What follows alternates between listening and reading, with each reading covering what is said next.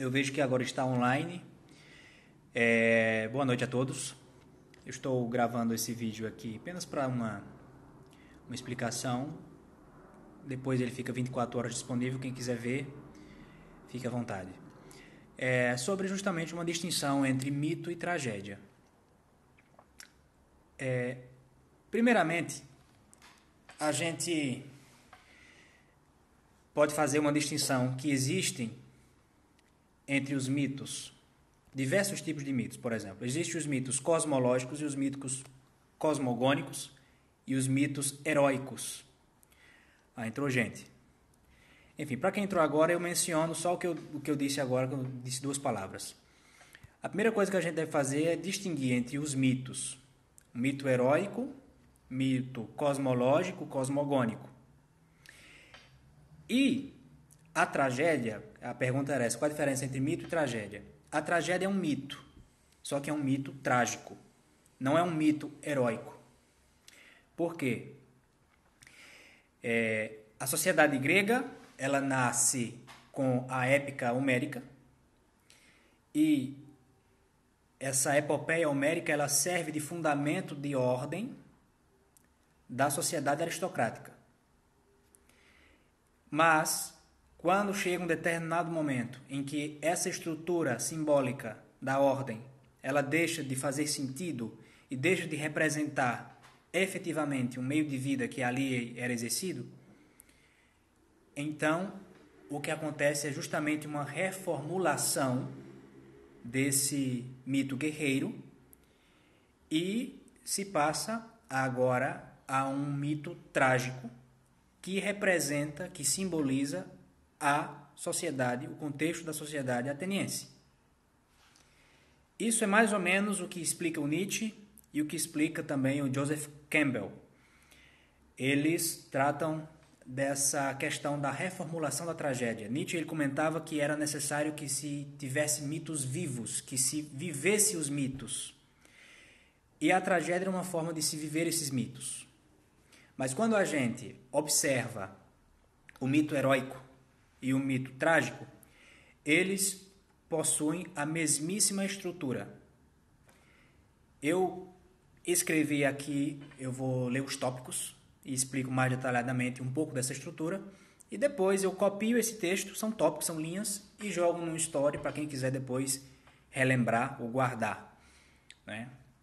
Que, assim, todo mito ele tem uma estrutura básica fundamental, que é, no primeiro momento nós temos o que nós chamamos o período de exílio.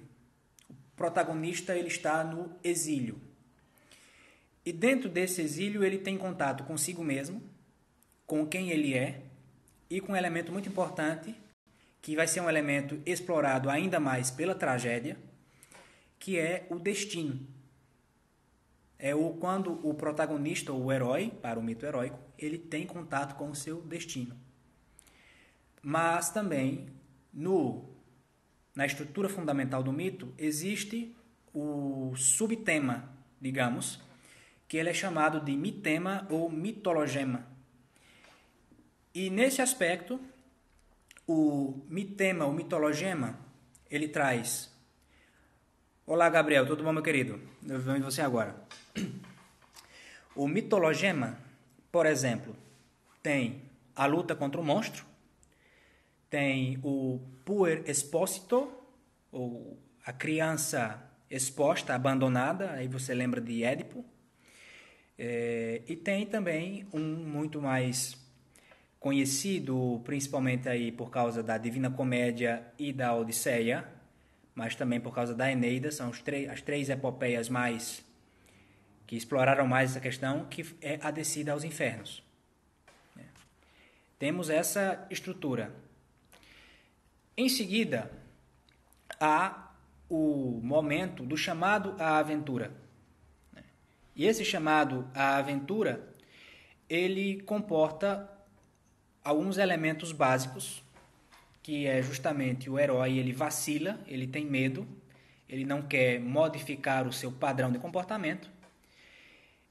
E quando ele ouve esse chamado à aventura, termina sendo um chamado da liberação, da libertação. Então ele se liberta desse padrão de comportamento. Uma palavra do Nietzsche poderia ser do seu espírito de rebanho.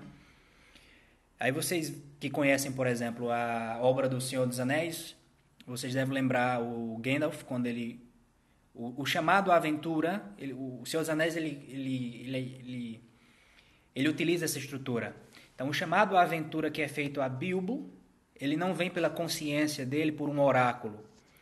Ele vem por Gandalf, né? E Gandalf o estimula a deixar o padrão de comportamento dos hobbits. Porque vocês devem saber que os hobbits eles não gostavam nem um pouco de aventuras e de coisas perigosas. Os hobbits gostavam de ficar ali, fumando o cachimbo deles, comendo um churrasco e bebendo uma cerveja. Mas o chamado à aventura que o Bilbo tem termina sendo a sua libertação. Ele liberta o seu padrão de comportamento.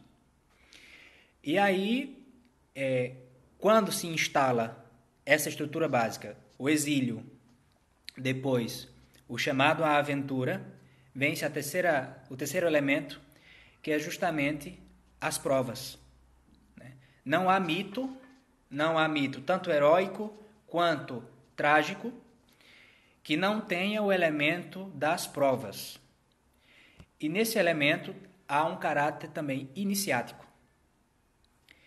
Esse caráter iniciático, ele vai ser assim, muito importante para se compreender uma questão que eu vou explicar logo em seguida, quando eu for mencionar os mitos cosmogônicos, né? Mas, por enquanto, sigamos adiante.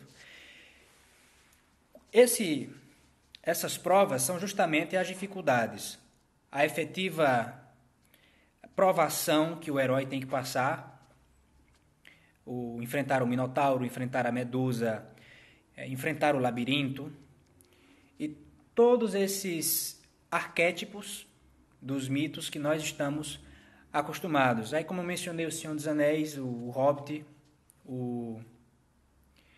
Tá fazendo muito frio sim aqui. Domos acessórios. Tá fazendo frio aqui, tá fazendo frio. No Hobbit, justamente enfrentar o dragão e conseguir a pedra, que agora a pedra arca, não me lembro como se chama a pedra no Hobbit. Essas são as provas. E quando é vencido esse desafio, no mito heróico vence essa parte, na tragédia não. No mito heróico vence o momento do retorno. Então, se você lê a Ilíada e a Odisseia como um mito só, são duas obras diferentes, mas lendo elas como um mito só, você vê que a parte das provas, elas, digamos, foram cumpridas por Odisseu, e no momento da narrativa da Odisseia, quando ele tem que voltar para Ítaca, né, a gente poderia subdividir esse momento do retorno com novas provas, mas que no final é um arquétipo só, que é o arquétipo do retorno. E não basta cruzar o umbral, o herói ele tem que voltar. E por que eu disse que no mito trágico ele não tem esse elemento do retorno? Porque no mito trágico o herói ele morre no fim. Ele morre no fim. Então, se nós pegamos, por exemplo, até mesmo a história de Cristo, a história de Buda, a história de Krishna, eles têm um retorno. Buda, ele está no seu exílio, ele ouve um chamado, sai do palácio do pai, que é o chamado à aventura, lá ele descobre o sofrimento, a peleja do mundo, e ele passa pelas provas, que é dominar a própria mente e vencer as dificuldades. Vence, mas ele tem que voltar e passar os ensinamentos para frente. Essa mesma estrutura está na vida de Nosso Senhor Jesus Cristo, está na vida de Buda, está na vida de Krishna, está nos mitos gregos, todos eles, está também em vários mitos egípcios, certo? E por isso que eu expliquei no começo, para quem chegou depois pode ver, quando terminar essa transmissão. Mito e tragédia é a mesma coisa, mas quando se fala em mito, geralmente está implícito que esteja sendo referido ao mito heróico, porque o mito trágico, ele não vai ter esse elemento do retorno, porque o herói ele vai morrer no final, ele morre no pináculo do seu destino. No momento do exílio, os mitos trágicos eles tendem a enfatizar essa característica da impossibilidade de se fugir do destino. Quer ele queira ou não queira, o herói ele vai ter que enfrentar o que está destinado a ele. Então vocês veem a tragédia de Édipo, vocês devem saber, e também isso está igualzinho a Ilíada. Deixa eu mencionar a Ilíada, que ela é um pouco menos conhecida. Vocês sabem que Paris, o filho de Príamo, irmão de Heitor, príncipe de Troia, havia uma profecia sobre a vida dele, de que ele seria o responsável pela destruição de Troia. Troia cairia por causa dele. E Príamo, não querendo sacrificar o filho, o colocou para viver numa sociedade afastada, com pastores e fazendeiros. E ele ficou lá até crescer. E aí, aproveito para explicar a origem da Guerra de Troia, que muitos aqui talvez não saibam, até porque não está contada no livro, você vai ler esse relato, não está no livro. E aí, quando Paris cresce, ele foi colocado lá com medo de que se cumprisse a profecia de que que o destino dele destruiria Troia. Enfim, paralelo a isso, tem-se o casamento de Tétis, a mãe de Aquiles, e Peleu, o pai de Aquiles. E no casamento deles, o que acontece? Todos os deuses são convidados, porque Tétis é uma divindade marinha e Peleu era um homem. Todos os deuses são convidados, menos a irmã de Ares. Ares, deus da guerra, e Eris, a irmã de Ares, que é a discórdia. Então, como ela não foi convidada, ela decidiu se vingar. Ela pegou uma maçã de ouro, um pomo, e escreveu nessa maçã: para a mais bela. Ou seja, aquela maçã estava destinada à mais bela. E jogou no salão do casamento. Então, naquele momento, a Afrodite, ela encontrou aquela maçã e viu que estava lá escrito para a mais bela, então ela disse: bem, a mais bela que sou eu, então é para mim. Atenas, ela viu a mesma coisa e ela disse: não, a mais bela sou eu. E Hera, a mulher de Zeus, ela disse: não, a mais bela sou eu. Então ficou aquela discórdia entre as três e foram consultar Zeus. Zeus, ele se negou a decidir qual das três mulheres era a mais bela, qual das três deusas era a mais bela. E ele disse que essa decisão tinha que recair sobre as mãos de um homem, o homem mais belo do mundo, que era Paris, troiano, príncipe de Troia. Então eles foram até onde Paris estava e pediram para que ele decidisse. Então cada uma das deusas fez um oferecimento a ele, ofereceu uma recompensa se eles as escolhessem, e Afrodite ofereceu a ele o amor da mulher mais bela do mundo, que era Helena, mulher de Menelau, rei de Esparta. O amor da mulher mais bela. E Paris, ele aceita a oferta de Afrodite e considera a Afrodite a mais bela das três deusas. Então, Afrodite vai com Paris até Esparta, rapta Helena, e Helena é trazida para Troia. E com isso começa a guerra. Então vocês veem que ele não pôde fugir do seu destino. Que por causa disso, por causa do destino dele, Troia cai. E se você vai no mito do Édipo, a mesma coisa. O pai de Édipo, quando soube da profecia de que o filho dele mataria ele e se casaria com a mãe, com a mulher dele, ele ficou com pena de matar o filho e ele deixou o filho abandonado, feito, eu comentei no começo, que é o chamado mitema, subtema ou mitologema do puer expósito, o garoto abandonado. E aí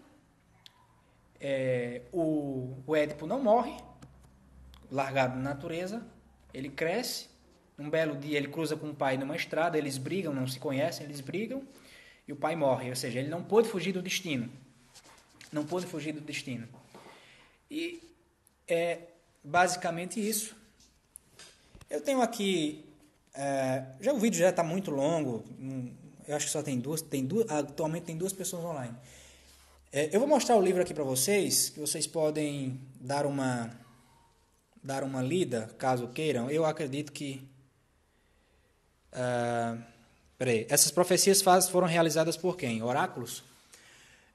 A profecia do Édipo, sim, foi profecia de oráculo. Profecia de oráculo. A profecia do Paris, eu não sei dizer. Eu não sei dizer. Eu teria que verificar, porque, você sabe, o começo da Ilíada, ela não é narrada. Então, o começo da Ilíada são histórias que são contadas pela tradição oral, né? Porque a Ilíada ela só está escrita do 9º ano da Guerra de Troia até o funeral de Heitor. A história do cavalo, eu já fiz um vídeo que eu expliquei isso. A história do cavalo de Troia, a destruição de Troia, isso não está narrado por Homero. Essa história do cavalo, de como os gregos foram ardilosos e enganaram os troianos, daí foi narrado por Virgílio, na Eneida, muito tempo depois. Mas você só tem um relato disso ainda na obra de Homero, na Odisseia. Na Odisseia você fica sabendo que Troia caiu, e você fica sabendo que foi um ardil feito pelo próprio Odisseu. E foi ele que inventou o plano, mas você não sabe como foi esse plano. Isso está na Odisseia. Mas ao longo de toda a Ilíada, essa questão de que tudo o que está acontecendo foi por causa de Paris e por causa do destino dele, isso está imiscuído nos versos. Não tem essa narrativa direta que eu narrei aqui há alguns minutos atrás.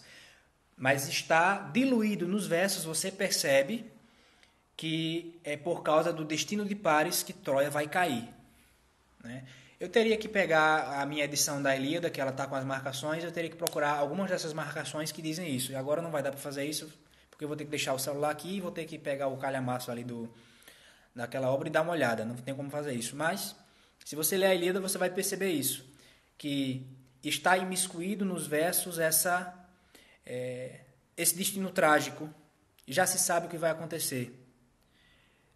Fica muito complicado mesmo. O que você acha da questão homérica? Você acha crível que seja possível que a Odisseia e a Ilíada foram escritas por autores diferentes por causa dos assuntos tratados?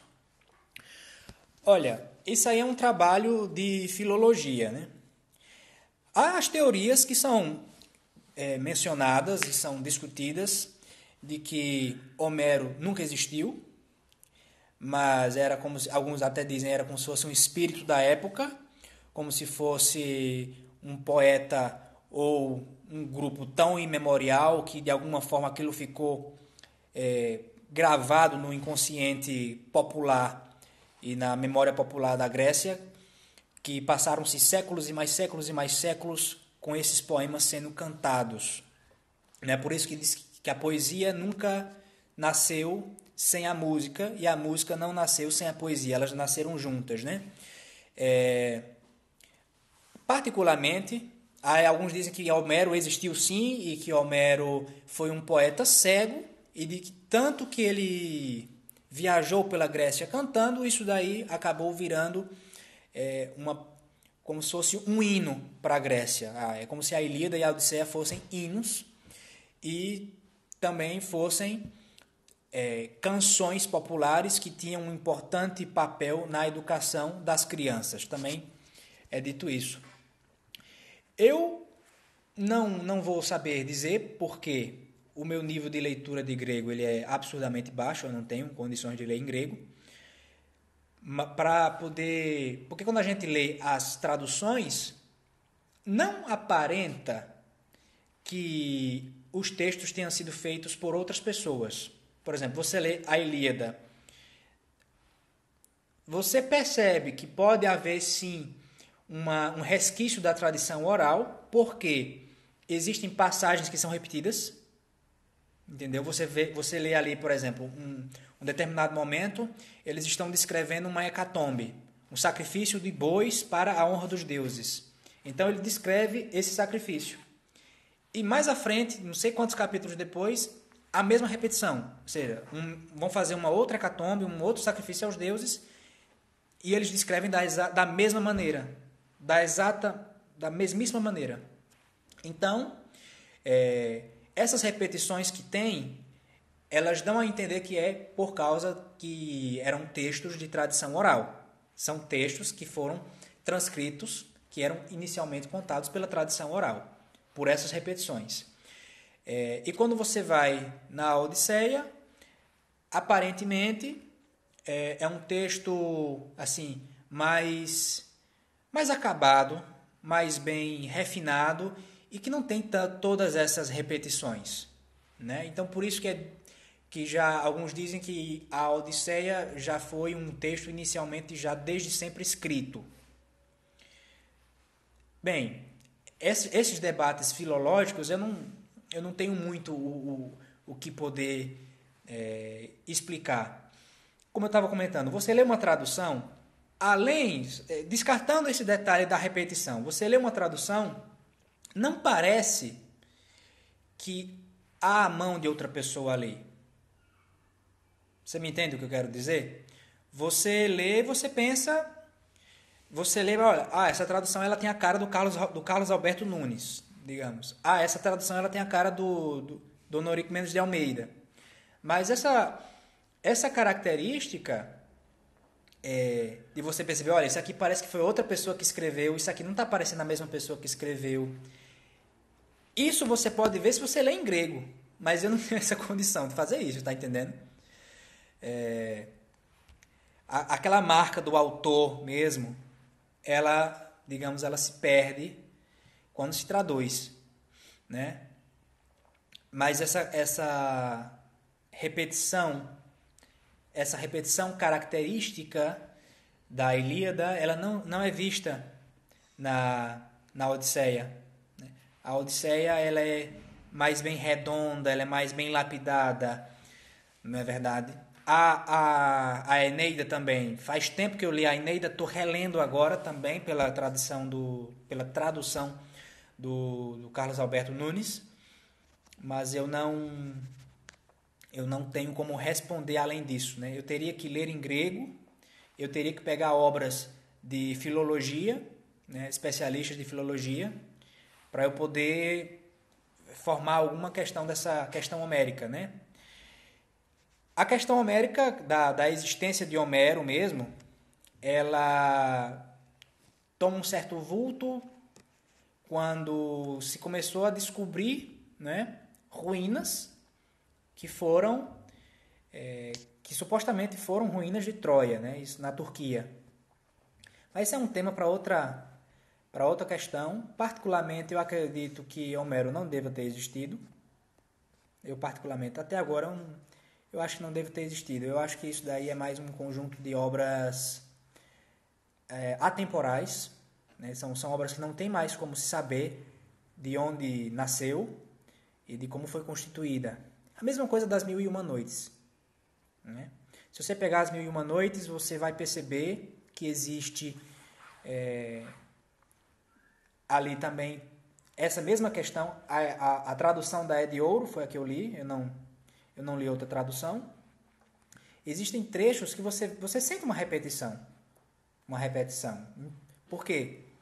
Você percebe uma repetição, ainda que seja sobre outras histórias, em outras histórias, você percebe uma repetição e essa repetição ela se dá também, principalmente por causa disso, que eram textos, eram histórias contadas pela tradição oral e só 1700, um francês que viajou ali pela Síria, pelo Irã, que naquela época era a Pérsia, ele fez um apanhado dessas, eu não lembro o nome desse francês, não lembro o nome dele, fez um apanhado dessas histórias e montou o que nós hoje conhecemos como as Mil e Uma Noites.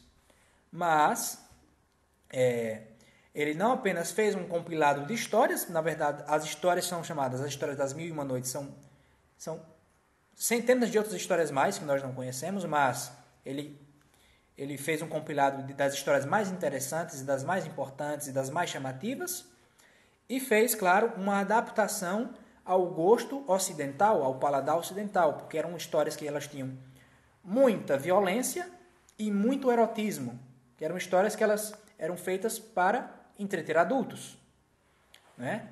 Mas nas próprias Mil e Uma Noites, você, quando lê a história do Simbá, o marinheiro, ele descreve várias viagens que ele fez. E numa delas, existe uma passagem que é praticamente igual à passagem de Odisseu na Ilha dos Ciclopes, né? Então, você vê claramente que é uma tradição, uma inspiração homérica. Claramente. Das Mil e Uma Noites não fala no Ciclope, mas fala de um monstro gigante, gordo, com garras, que comia os marinheiros, prendia eles numa gruta e ele tinha um olho só no meio da testa. Você quer semelhança maior do que essa? Né? É inspiração homérica, com toda certeza. Não nos esqueçamos que, por causa de Alexandre, houve um contato muito grande entre o mundo helênico e o mundo muçulmano, não, naquela época não existia o Islã, e o mundo do Oriente Médio. Aproveitando o papo, o que você indica para a pessoa começar a ler poesia clássica? Ler os clássicos direto ou ir para especialistas da área primeiro? Quais livros você indica para leituras iniciais? Bicho, eu indicaria o início de tudo, que é justamente Homero. Eu indico Homero. Se a pessoa se ela quiser ler tragédia, se ela quiser ler, por exemplo, Ésquilo, sem ter lido Homero não vai servir. Por quê? Ésquilo ele vai contar algumas histórias, por exemplo, as Orestes, histórias que são após a Guerra de Troia, ou seja, o que aconteceu com os filhos de Agamenon, o que aconteceu com Menelau. Esse tipo de literatura, né? Essa literatura, toda a literatura clássica, ela nasce com Homero, né? E elas fazem constante referência a Homero. Então eu não acho que seja prudente a pessoa começar uma leitura clássica que não seja por Homero, o começo de tudo, né? Platão e Aristóteles. Só tem Platão e Aristóteles por causa de Homero, né? Então eu recomendaria tentar ler Homero. Aí vem o detalhe tem um detalhe tem essas notificações aqui. Tem um detalhe da tradução. Você ler Homero não é tão fácil, né? A pessoa tem que ter um pouco de resiliência quando não está acostumada, porque é um tipo de texto completamente diferente. Mas o que a pessoa pode fazer, se ela quer, digamos, despertar o interesse, ela pode ver documentários no YouTube, né? Veja documentários no YouTube. Se você quiser ler Tucídides, A Guerra do Peloponeso, são 3 volumes, cada volume de 600 páginas. Você pode assistir 25, 30 minutos de um documentário sobre a Guerra do Peloponeso no YouTube, tem vários, e você já vai, digamos, ter contato com a obra de uma forma mais amaciada, né? Eu recomendo que a pessoa veja, se a pessoa não tem obras, porque muitas vezes você lê um livro, para você poder ler outro livro, você lê um livro comentando esse livro, muitas vezes não serve tanto, né? É melhor você ver uma palestra, você vê um vídeo, a pessoa explicando. Tem alguns vídeos muito interessantes sobre a Ilíada e a Odisseia no YouTube, tem debates, tem comentários sobre tradução, né? A tradução que eu mais gosto é a tradução do Carlos Alberto Nunes, uma tradução do século XX, XXI, e é uma tradução muito rítmica. A tradução do Noriko Mendes de Almeida eu não gosto, é uma tradução do século XIX. Tem uma outra pegada, assim, um pouco mais difícil você ler através dessa tradução, tanto é que eu não consegui terminar. Eu voltei para o Carlos Alberto Nunes e eu recomendo que seja visto um documentário. Depois desse documentário você lê o texto. Leia, por exemplo, a Paideia dos Gregos, você vai ter uma noção ali do Homero também, o Werner Jäger. Mas isso é para quem quer uma coisa muito aprofundada, quem quer uma coisa assim, digamos, mais natural, que a coisa vá fluindo de forma mais, digamos, prazerosa. Isso é pra, a pessoa faz esse caminho, sim, mais pelas beiradas. E agora, se você quer uma coisa para tese de doutorado, para um doutorado, uma especialização, aí você faz uma leitura imersiva na obra diretamente e você já vai procurando os comentadores e já vai vendo o Giovanni Reale, que ele também trata em alguns aspectos de Homero. Você vai para o Eric Fögling, Ordem e História, né? Aí é outra história completamente diferente. Mas, simplesmente para ler a poesia clássica, eu recomendo começar por Homero. Aí você faz Homero, depois você vai para Virgílio, depois você vai para Dante, aí você já sai do período antigo, você vai chegando no período medieval. Se você não quiser pular para Dante, você quer ficar nas tragédias, nas peças de teatro, aí você vai para Ésquilo, né? Você vai para Aristófanes, Eurípides, mas eu acredito que o melhor de tudo é Homero. Começar por Homero eu acho que é a base. Eu não acredito que tenha muita serventia você começar por outras. É a mesma coisa você querer começar a estudar filosofia por Hegel. A primeira vez que você vai estudar filosofia, você vai ler Hegel, Tomás de Aquino, ou você vai ler, sei lá, Merleau-Ponty, filosofia Foucault. Não, lê primeiro Platão e Aristóteles, depois de Platão e Aristóteles você vai fazendo esse segmento, né? Começa pelo começo, não começa pelo fim. Eu acredito que é mais ou menos por aí. Saiu bastante gente, ficou algumas, tem 3 pessoas agora. Se alguém quiser fazer uma pergunta. Vocês que entraram agora, que perderam a transmissão ficou mais longa do que eu esperava, porque eu expliquei outras coisas mais. Mas o vídeo todo vai estar disponível por 1 hora, por um dia, daqui a 1 hora mais ou menos, né? O esquema que eu disse, que eu escrevi aqui no computador, eu vou copiar, jogar aqui num texto, e vocês podem ver a questão da estrutura do mito, né? Mais uma vez, o mito é a mesma coisa de tragédia. Mito e tragédia é a mesma coisa, a diferença é o final. A diferença é o final. Mas eles têm a mesma estrutura, né? Quando pergunta qual a diferença entre mito e tragédia, a pergunta mais correta a ser feita é qual a diferença do mito heróico para o mito trágico, tá? Enfim, meus queridos, é basicamente isso. Um abraço a todos, espero que tenham gostado. Quais editoras brasileiras possuem boas publicações da tragédia grega? Olha, eu só conheço a Martin Clarent.